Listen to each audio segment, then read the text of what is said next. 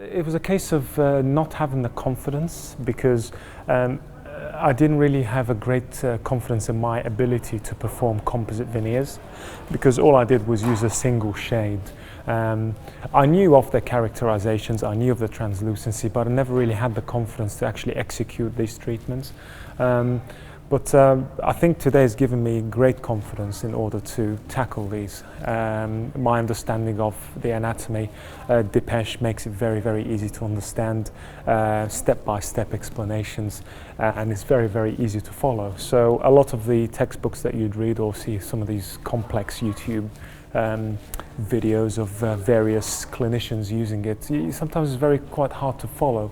But I think with Depeche's approach, he gives you 3 different ways of layering teeth, and it's a good way of, and he explains it so well and makes it sound so easy that I think any clinician will be able to do it.